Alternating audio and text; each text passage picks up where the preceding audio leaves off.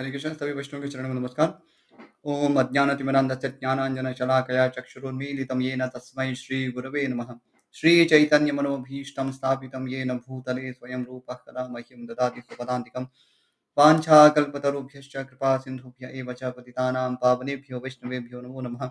श्रीकृष्णचैतन्य प्रभु नित्यानन्द श्री अद्वैत गदाधर श्रीवासदि गौरभक्तवृन्द। हरे कृष्ण कृष्ण कृष्ण हरे हरे, हरे राम राम राम हरे हरे।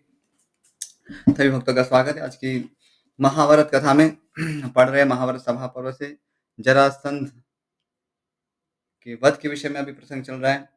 भगवान श्री कृष्ण अर्जुन और भीम के साथ पदार्पण कर चुके हैं मगध की राजधानी में। बहुत ही सुंदर राजधानी है, उसका वर्णन सुना हमने। और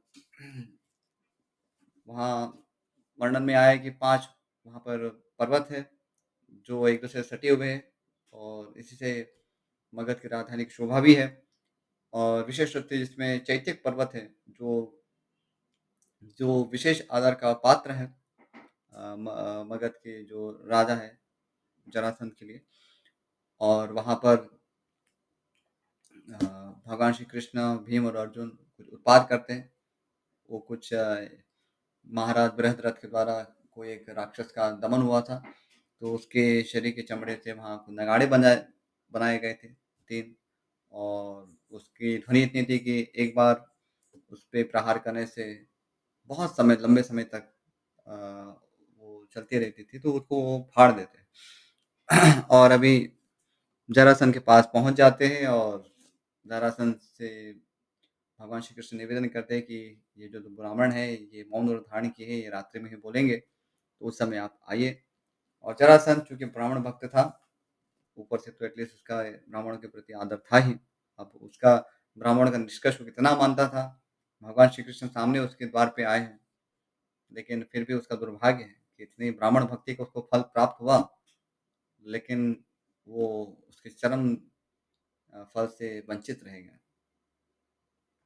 तो वामन देव के तरह भगवान श्री कृष्ण भी यहाँ आए जरासंध के द्वार पर। लेकिन यहाँ अ, हम देखते हैं वामन लीला में वहां पर भी वैसे एक शत्रु के रूप में आए थे उनसे कुछ छीनने के लिए, बाह्य रूप से शत्रु के रूप में। आंतरिक रूप से तो उन पर अनुग्रह करने ही आए थे। और बलि महाराज भी उनको इसी प्रकार से देते हैं। और ये परंतु यहाँ जरासंध के प्रसंग में प्रतिकूल भाव है। तो जरासंध प्रतिकूल भाव से श्री कृष्ण को देखता है और वो एक अतिथि सत्कार इत्यादि जो भी करता है, लेकिन वो एक धर्म की मर्यादा को देखने के उसको ध्यान रखते हुए अंदर से तो वो ईर्ष्या करता है। ओके, इस पे अभी आगे बढ़ते हैं इस प्रसंग में।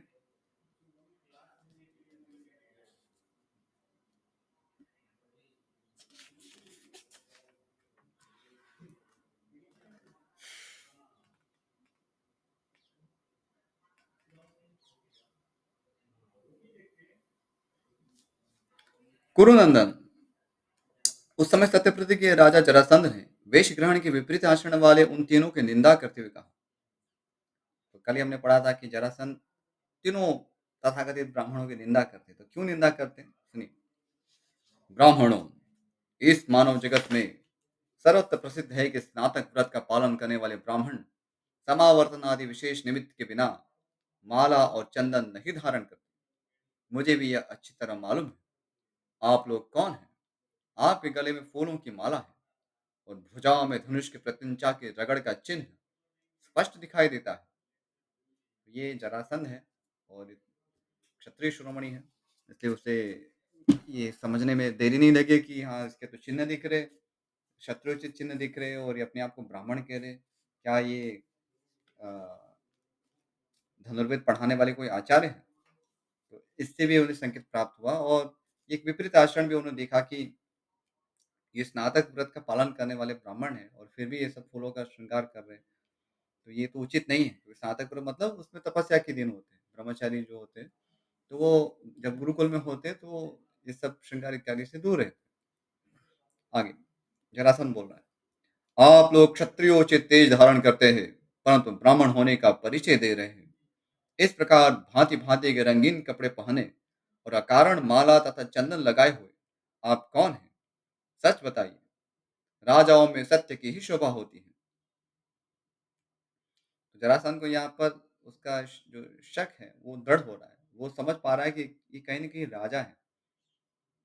तो क्षत्रियों में ये इस प्रकार से जो सूक्ष्म दृष्टि जो देखी गई है, क्योंकि उनको संपूर्ण राज्य का संचालन करना होता है, तो व्यक्ति को परखना उनको बहुत सीखना होता है। तो वो चिन्ह से ही समझ में आ गया जरासंध को कि ये हो न हो, ये राजा है। केवल क्षत्रिय भी नहीं, राजोचित चिन्हों से ये अलंकृत है। जरासंध ने कहा, चैत्य पर्वत के शिखर को तोड़कर राजा का अपराध करके भी उसे भयभीत न हो, छद्म धारण किए द्वार के बिना ही इस नगर में जो आप लोग घुस आए हैं, इसका क्या कारण है? तो जरासंध को सब कुछ ज्ञात हो गया था कि ये जो मेरे द्वार पे आए उनकी हिस्ट्री क्या रही है।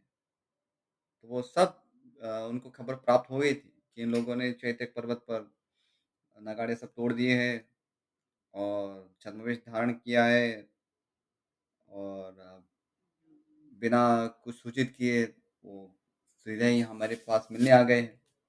कुछ न कुछ विशेष कारण लग रहा है। बताइए, ब्राह्मण के तो प्राय वचन में ही वीरता होती है, उसकी क्रिया में नहीं। आप लोगों ने जो यह पर्वत शिखर तोड़ने का काम किया है, यह आपके वर्ण तथा वेश के सर्वथा विपरीत है। बताइए, आपने आज क्या सोच रखा है? इस प्रकार मेरे यहाँ उपस्थित हो, मेरे द्वारा विधि पूर्वक अर्पित की हुई इस पूजा को आप लोग ग्रहण क्यों नहीं करते हैं?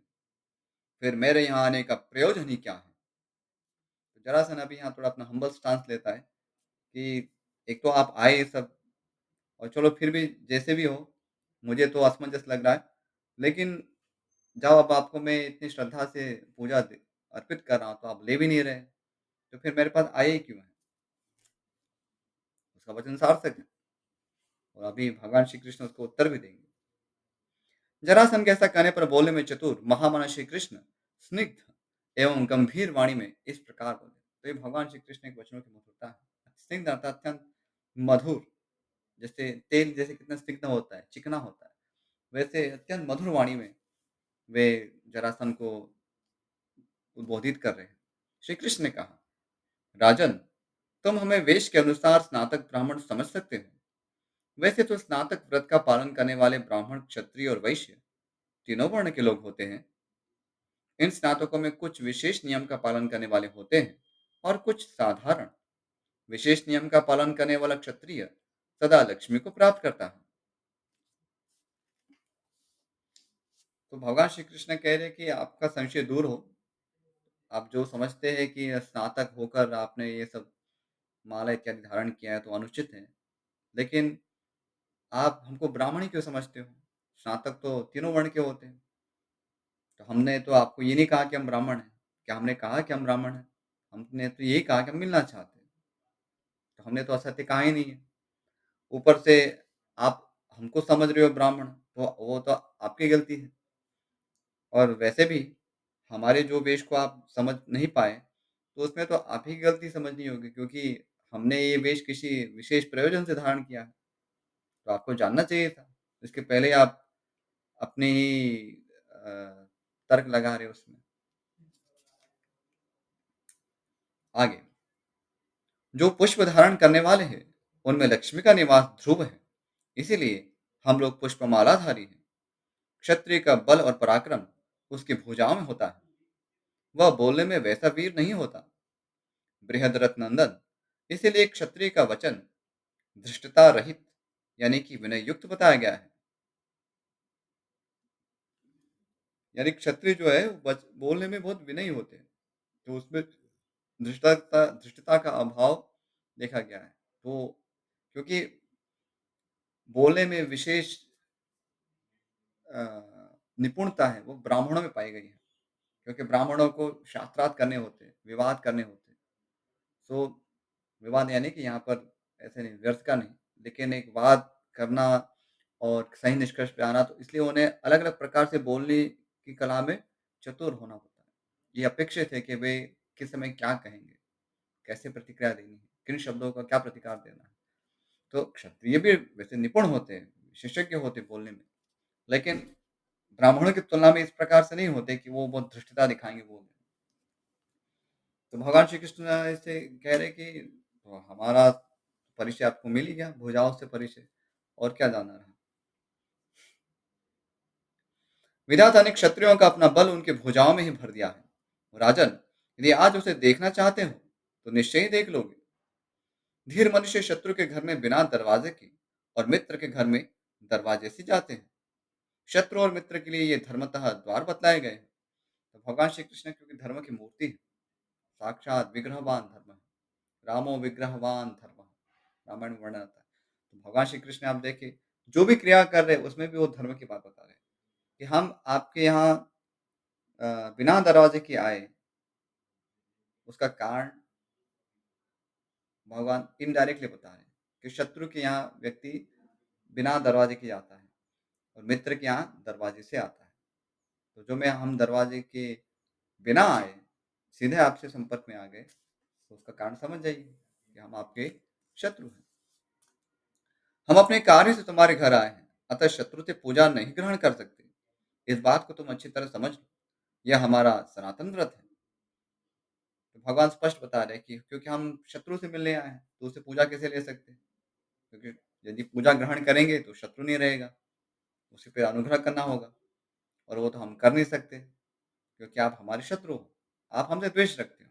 तो भगवान किसी से प्रति शत्रुता नहीं रखते, लेकिन जरासंध ने चूंकि बल के घमंड में और ईर्ष्यावश, द्वेषवश भगवान श्री कृष्ण से बैर बांध लिया था, क्योंकि भगवान श्री कृष्ण ने कंस का वध किया था। यद्यपि कंस कृष्ण के भी मामा लगते थे, लेकिन कंस ने बहुत अत्याचार किए थे, भगवान श्री कृष्ण के माता पिता को प्रताड़ित किया था, इसलिए वो तो अधिकार बनता ही था। लेकिन जरासंध चूंकि कंस के साथ अपने पुत्रियों का विवाह करा दिया था, इसलिए उसका दामाद था, और इसलिए अपने दामाद की मृत्यु का प्रतिशोध लेने के लिए उसने मथुरा पर बहुत बड़ा आक्रमण किया। तो यहाँ इस प्रकार से वो भगवान श्री कृष्ण से द्वेष रखने लगा। तो भगवान श्री कृष्ण तो बता रहे कि आप तो हमको शत्रु समझते हो, तो हम आपसे कैसे पूजा ग्रहण करेंगे? और ये तो हमारा व्रत है, सनातन व्रत है। शत्रु से कभी पूजा ग्रहण नहीं की जा सकती, उससे सम्मान सत्कार नहीं प्राप्त किया जा सकता। तो ये राजधर्म है। तो शत्रु के यहाँ कई बार डिप्लोमेटिकली कभी जाते, कपटवश यदि कुछ मान सम्मान कुछ प्राप्त हो गया, अलग बात है, लेकिन वस्तुतः उससे प्रेम से कोई सम्मान प्राप्त नहीं किया जाता। और यहाँ भगवान श्री कृष्ण जब उन बहुत ही केयरफुल स्टेप्स में आगे काम करते हैं, वो जहाँ अनिवार्य नहीं है जरासंध से पूजा ग्रहण करना, वहां पर पूजा ग्रहण नहीं करते। तो इतनी सूक्ष्मता होनी चाहिए, जब भी हम जीवन में कोई भी स्टेप्स लेते हैं तो गहराई से सोचना चाहिए। कई बार लोगों को लगता है इतना क्या सोचना, तो सोच समझ के कार्य करने से ही तो फिर भावी परिणाम अच्छे होते हैं। और जो बिना कुछ सोचे ही कुछ भी कर बैठते हैं, तो वो अधीर लोग हैं, वो ज्यादा इन डेप्थ गहराई से नहीं सोचते। अब इसका अर्थ ये भी नहीं कि इतना गहराई से सोचते रहे कि बस सोचते ही रहो, कभी उस पे कार्यान्वयन हो ही नहीं। इसका ये भी अभिप्राय नहीं है। लेकिन शास्त्र से विमर्श करना चाहिए, शास्त्र के वचनों को स्मरण करना चाहिए, कोई प्रतिक्रिया के लिए। मन से भी जो सोचते हैं उसके लिए भी सोचना चाहिए कि ये शास्त्र के अनुकूल है, मेरे धर्म के अनुकूल है। तो मन को भी शास्त्र के द्वारा दिशा देनी चाहिए। वो भी तो एलिमेंट है, वो भी तो हमारी शक्ति है। जैसे शरीर है, आपको शरीर कहीं भी नहीं लगाते, तो मन को भी आप शास्त्र विरुद्ध चिंतन में नहीं लगा सकते। शास्त्र विरुद्ध कोई भी इस प्रकार के संकल्प विकल्प नहीं लगा सकते। यदि ऐसा हम करते हैं तो इसका सीधा अर्थ है कि हम मन को अपने अधिकार में नहीं कर पाए, या तो हम मन को अधिकार में करने का कोई प्रयास भी नहीं कर रहे। तो केवल कहने से नहीं होता है कि हम मन को नियंत्रण करना चाहते हैं, लेकिन मन को नियंत्रण करना चाहते हैं तो उसको धर्म की सीमा उसको दिखानी होगी, उस धर्म की दिशा देनी होगी। तो जो चिंतन हम कर सकते हैं वही चिंतन हमें करना चाहिए। महाराज युधिष्ठिर की तरह हम देखते हैं कि कैसे द्रौपदी के साथ जो विवाह की बात आती है, तो महाराज युधिष्ठिर कहते हैं कि मुझे इस बात में कोई भी विरोध नहीं लगता है कि ये द्रौपदी हम 5 पांडवों की पत्नी हो सकती है। क्योंकि ये विचार मेरे मन में स्थिर हो रहा है और मेरे मन में क्योंकि कभी भी अधार्मिक विचार नहीं ठहर सकता, इसलिए वो विचार मुझे पवित्र ही लगता है। महाराज युधिष्ठिर अपने मन को प्रमाण के रूप में यहाँ बता रहे हैं, क्योंकि मेरे मन में अधर्म का स्थान नहीं है। इसलिए ये जो विचार स्थिर हो रहा है कि द्रौपदी हम पाँचों पांडवों की पत्नी बने, तो मुझे इसमें धर्म ही लगता है, अधर्म नहीं है। अब यानी कि इतनी पवित्रता का उन्होंने पालन किया था, इतनी सूक्ष्मता में उन्होंने कार्य किया था और ये सब हमारे लिए आदर्श है, क्योंकि जब व्यक्ति धर्म के मार्ग पे होगा, ज्ञान के मार्ग में होगा, भक्ति के मार्ग में होगा, ये सब एक ही पर्याय ही है, क्योंकि धर्म है वही ज्ञान की ओर ले जाता है, ज्ञान है वही हमें भक्ति की ओर ले जाता है। सब यूँ समझिए कि आप भक्ति के साम्राज्य में जाने के लिए ये सारे आपके सहायक हैं और इसी को भक्ति के साथ यजन करते हैं, धर्म का भक्ति के साथ धर्म का पालन कर देंगे या भक्ति के साथ ज्ञान का पालन करते हैं, तो ये धर्म और ज्ञान वो भी हमें भक्ति के तरह ही फल प्रदान करते हैं। वो हमें एक प्रकार से देखें तो हमारे भक्ति के अंग ही बन जाते हैं, क्योंकि उसमें एकमात्र उद्देश्य भगवान की प्रसन्नता होता है। अस्तु, आगे बढ़ते हुए अभी आगे का अध्याय पढ़ेंगे। द्वाविंशोऽध्यायः 22वां अध्याय। जरासंध और श्री कृष्ण का संवाद तथा जरासंध के युद्ध के लिए तैयारी एवं जरासंध के श्री कृष्ण के साथ वैर होने के कारण का वर्णन। जरासंध बोला, ब्राह्मणों, मुझे याद नहीं आता कि कब मैंने आप लोगों के साथ वैर किया है। बहुत सोचने पर भी मुझे आपके प्रति अपने द्वारा किया हुआ अपराध नहीं दिखाई देता। जरासंध अभी भी समझ नहीं पा रहा है कि ऐसा तो उसने क्या अपराध किया होगा। वो अभी थोड़ा भयभीत भी है, क्योंकि यद्यपि भगवान श्री कृष्ण ने कहा कि ये सब क्षत्रिय के अनुसार उनका बल भुजा में होता है, संकेत तो दे दिया, लेकिन फिर भी अभी भी जरासंध सोच रहा है कि कहीं ये ब्राह्मण निकले तो हो सकता है मेरे मुझसे कोई अपराध हो गया हो। इसलिए वो अपने ब्राह्मण भक्तिवश सबसे पहले बेनिफिट ऑफ डाउट दे रहा है कि संकेत मिल गया है कि एक क्षत्रिय हो सकते हैं, लेकिन फिर भी सोचता है कि शायद मैं गलत हूँ। तो एक अच्छी चीज़ है। जरासंध सोच रहा है कि मैं इतनी ब्राह्मण भक्ति किया हूँ, अब केवल मेरे संशय के लिए मैं इनका कहीं अपमान ना कर दूँ। ये ऐसे ही कह रहे हैं कि हम आपके शत्रु हैं और आपने हमारा अनादर किया है, इसलिए हम दरवाजे से नहीं आए हैं। तो थोड़ा धर्म का भय उसे था, इसलिए वो कह रहे हैं कि भाई ब्राह्मणों के प्रति मैंने कौन-सा अपराध कर दिया? शास्त्र के तो था ही, इसलिए उसे लगा कि अ, मुझे तुरंत क्षमा याचना करनी चाहिए और यदि कुछ इनका मैं उनको मैं संतुष्ट कर सकूँ तो वो भी कर लेना चाहिए। पर लाख सोचने पर भी उसे वो अपराध स्मरण नहीं आया, क्योंकि ब्राह्मण के प्रति उसने कोई ऐसा अपराध नहीं किया था।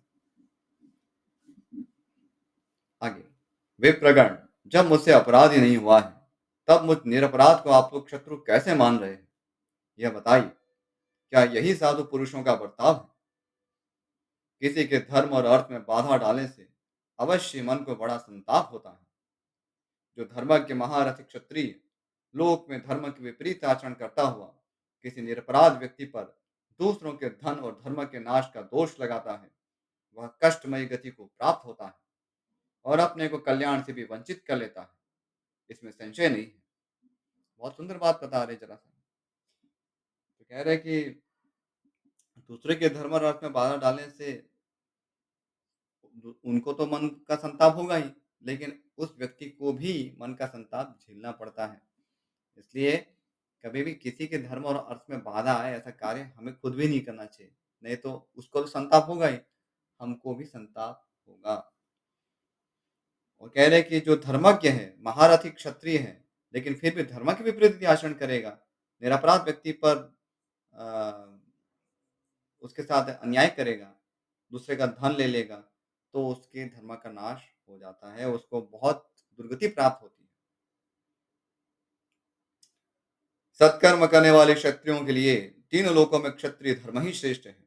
धर्म के पुरुष क्षत्रिय के लिए अन्य धर्म की प्रशंसा नहीं करते। मैं अपने मन को वश में रखकर सदा स्वधर्म क्षत्रिय धर्म में स्थित रहता हूँ, प्रजाओं का भी कोई अपराध नहीं करता। ऐसी दशा में भी आप लोग प्रमाद से ही मुझे शत्रु या अपराधी बता रहे हैं। तो अभी तक तो ऐसा लग रहा है कि वो बहुत ही द्रवित हो चुका है कि उसने कोई अपराध किया नहीं, वो प्रजा का अपराध नहीं करता तो ब्राह्मणों को तो कैसे कर सकता है। लेकिन अभी भगवान श्री कृष्ण उसे रहस्य बताएंगे। श्री कृष्ण ने कहा, महाबाहो, समूचे कुल में कोई एक ही पुरुष कुल का भार संभालता है, उस कुल के सभी लोगों की रक्षा आदि का कार्य संपन्न करता है। जो वैसे महापुरुष है, उन्हीं की आज्ञा से हम लोग आज तुम्हें दंड देने को उद्यत हुए। तो भगवान बता रहे कि जो समस्त कुल का जो भार संभालता हो और समस्त कुल की रक्षा का भार जिसको हो, ऐसे ही किसी महापुरुष की आज्ञा से हम यहाँ आए हैं।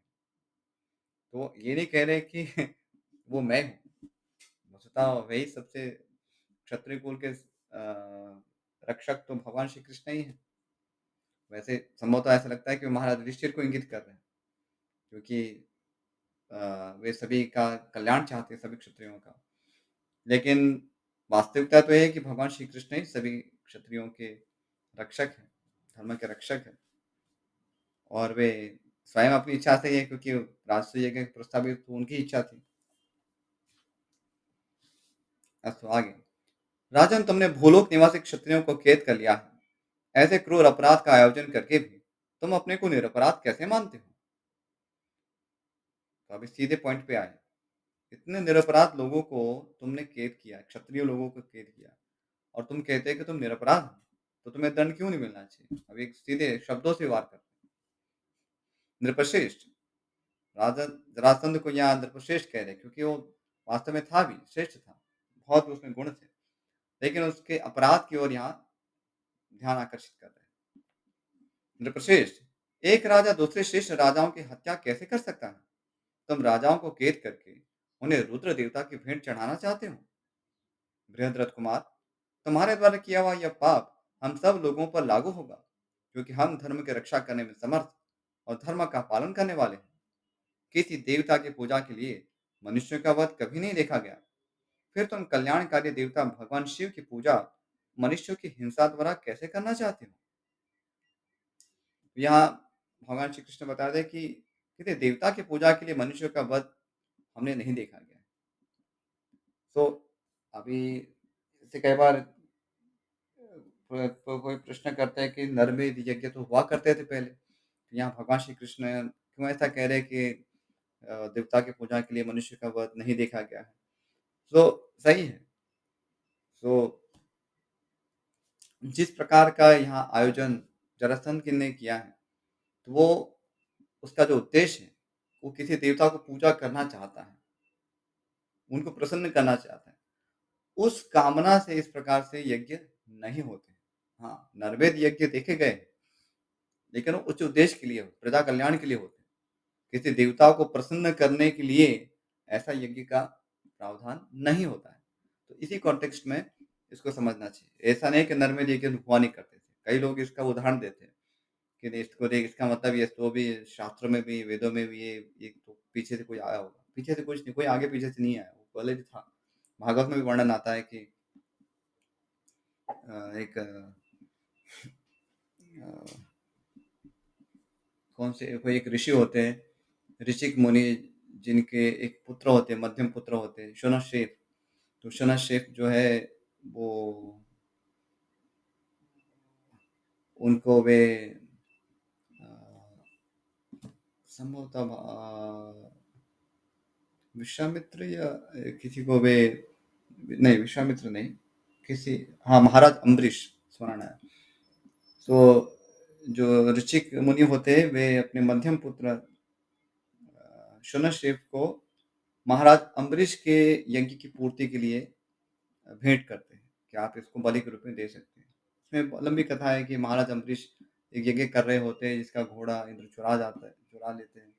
उसके बाद ब्राह्मण उनको कहते हैं कि यदि या तो यज्ञ अश्व नहीं तो फिर कोई मनुष्य की बलि देनी होगी, क्योंकि यज्ञ जिस प्रकार का है उसमें तो यही विधान है, तो नहीं तो अनिष्ट होगा। इसलिए अम्बरीश महाराज समस्त विश्व की यात्रा करते और ऋषिक मुनि के पास आते और एक प्रजा कल्याण के लिए वो यज्ञ हो रहा था। कोई देवता की उपासना करके उनको प्रसन्न करना है, ये कामना नहीं थी। तो इसलिए ऋषिक मुनि ने अपने पुत्र शूनश्रेष्ठ को वहाँ दे दिया था।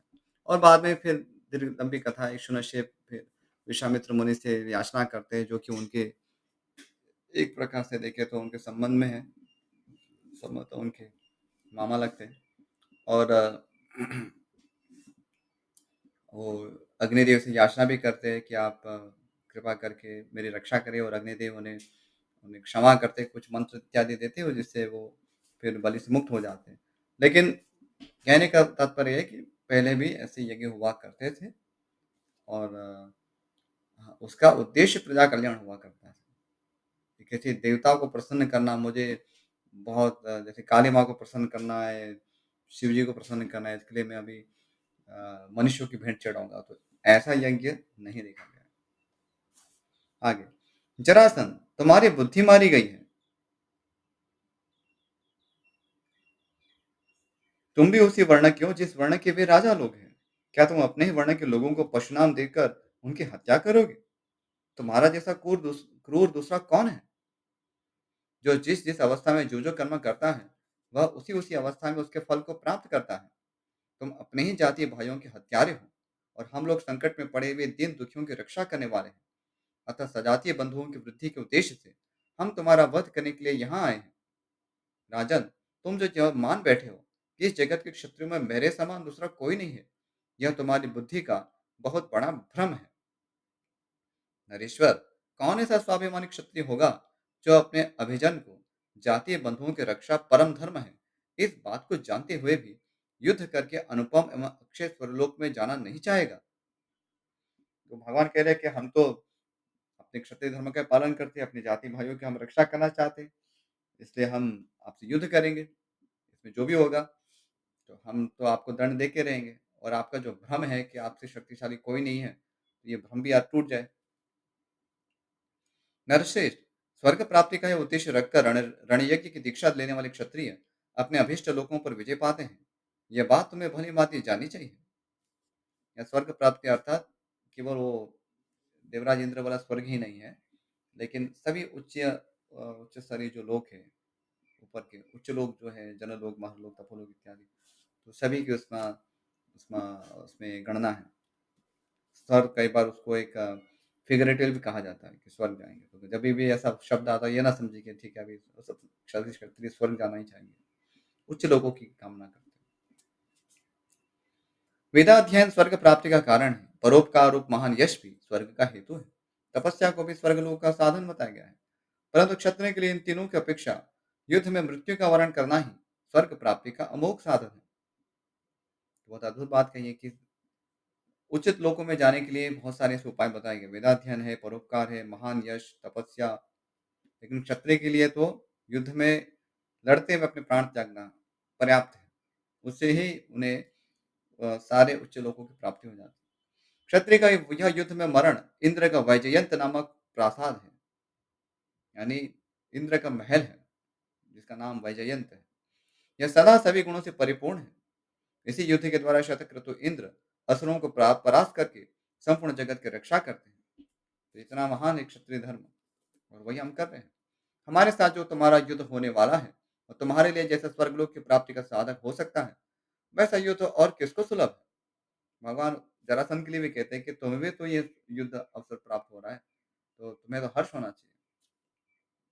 मेरे पास बहुत बड़ी सेना एवं शक्ति है, इस घमंड में आकर मगध देश की अगणित सेनाओं द्वारा तुम दूसरों का अपमान न करो। राजन, प्रत्येक मनुष्य में बल एवं पराक्रम होता है। महाराज, किसी में तुम्हारे समान तेज है, तो किसी में तुमसे अधिक भी है। तो भगवान अत्यंत स्पष्ट शब्दों में उसको बता रहे हैं कि यह ना समझो कि तुम्हारे पास ही बल है। बहुत सारे लोग हैं जिनके पास तुम्हारे जितना तुमसे भी अधिक है। भोपाल, जब तक तुम इस बात को नहीं जानते थे, तभी तक तुम्हारा घमंड बढ़ रहा था। अब तुम्हारा यह अभिमान हम लोगों के लिए असह्य हो उठा है। इसलिए मैं तुम्हें यह सलाह देता हूँ, मगधराज, तुम अपने समान वीरों के साथ अभिमान और घमंड करना छोड़ दो। इस घमंड को रखकर अपने पुत्र, मंत्री और सेना के साथ यमलोक में जाने की तैयारी न करो। दंभोत्भव, कार्तवीर्य अर्जुन, उत्तर तथा बृहद्रथ, ये सभी नरेश अपने से बड़ों का अपमान करके अपनी सेना सहित नष्ट हो गए। यहाँ बृहद्रथ यानी कि जरासंध के पिता का भी उल्लेख हो रहा है, ऐसा लग रहा है। और जहाँ तक वर्णन था कि बृहद्रथ जो थे वो तो वानप्रस्थ के लिए चले गए थे, तो कैसे उसका यहाँ पे वर्णन नहीं हुआ है। लेकिन बाकी सारे जो कार्तिक, वीर्य, अर्जुन, ये तो समझ में आता है, उन्होंने भगवान परशुराम के प्रति क्रोध किया और नष्ट हो गए। तो अपने से जो बड़े होते हैं उनका अपमान नहीं करना चाहिए। तुमसे युद्ध की रक्षा इच्छा रखने वाले हम लोग अवश्य ही ब्राह्मण नहीं है। मैं वसुदेव पुत्र ऋषिकेश हूँ और ये दोनों पांडु पुत्र वीरवर भीमसेन और अर्जुन है। मैं इन दोनों के मामा का पुत्र और तुम्हारा प्रसिद्ध शत्रु श्री कृष्ण हूँ। मुझे अच्छी तरह पहचान लो। मगध नरेश, हम तुम्हें युद्ध के लिए ललकारते हैं, तुम डट कर युद्ध करो। तुम या तो समस्त राजाओं को छोड़ दो अथवा यमलोक की राह लो। सीधा स्ट्रेट फॉरवर्ड मैसेज, या तो हमसे युद्ध करो, मर जाओ, या तो फिर हमारी बात मान लो, हमारी शरणागति ले लो और इन राजाओं को मुक्त करो। अब स्वाभाविक है जरासंध ऐसे तो बात मानेगा नहीं, वो कोई भक्त तो था नहीं, इसलिए भगवान उसको स्पष्ट कहते कि तो युद्ध करो और मरो। हम्म, अभी थोड़ा देर लंबा चलेगा तो हम यहीं विराम करते हैं, ये समय भी हो गया है। इस विषय में यदि कोई प्रश्न हो तो पूछ सकते हैं, और यदि नहीं है तो फिर यहीं विराम करेंगे। विदाई प्रभु। नहीं गुरु जी। ओके। वाञ्छाकल्पतरुभ्यश्च कृपा सिंधुभ्य एव च पतितानां पावनेभ्यो वैष्णवेभ्यो नमो नमः। श्रीमद् महाभारत ग्रंथ की जय, महर्षि वेदव्यास की जय, श्रीमान गणपति देव की जय, श्रील प्रभुपाद की जय। हरे कृष्णा। सभी भक्तों का बहुत बहुत आभार इस कथा में जुड़े रहने के लिए। Thank you.